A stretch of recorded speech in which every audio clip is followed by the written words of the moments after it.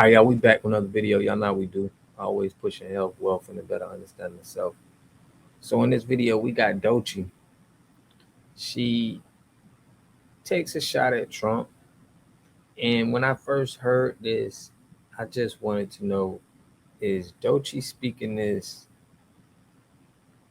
is this coming from her or is this from the higher ups? Because everything's political nowadays. We seen what Fat Joe, when he was, wanting to talk about FBA and, people getting off the Democratic slave plantation.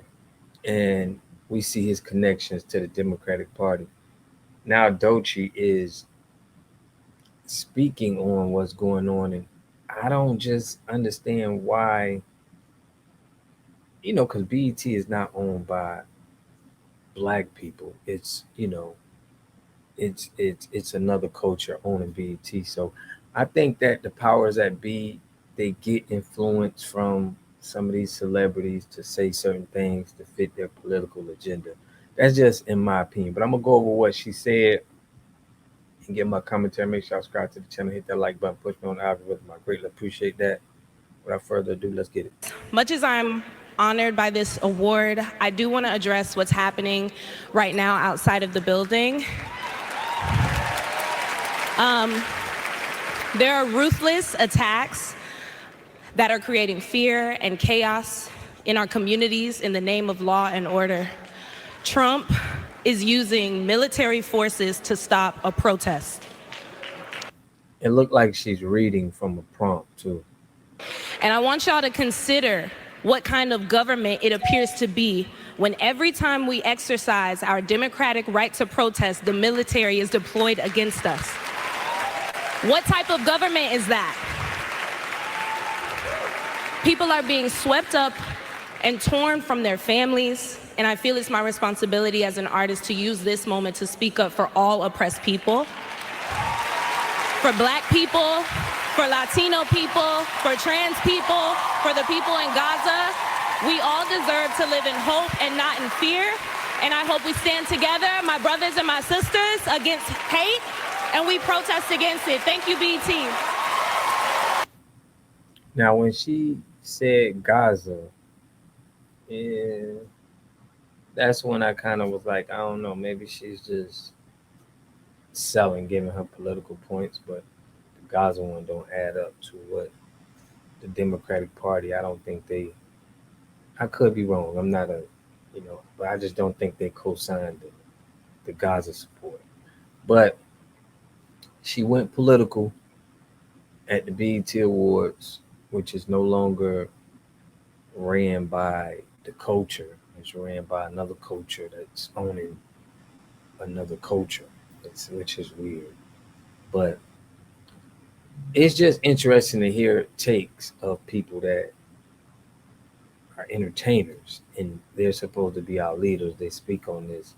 Well, we need the real leaders to speak on this, and we do have them, but they're staying out of it. They're like, yo, this is between them and them, and it has nothing to do with us. My opinion is, I do think it's some sort of, when I did the numbers on the Latinos that was here, 65 million and 48 million Black people, it does seem like they're trying to trim off that 65 million and get it down a little bit. That's just in my opinion. But we got fights that we're fighting for the culture here, and that's what we got to put into the forefront.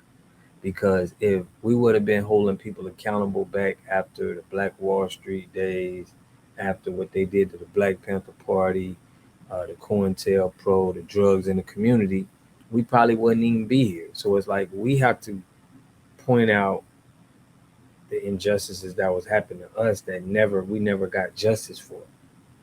Instead of we picking up on something totally different than what the problems that we're going through,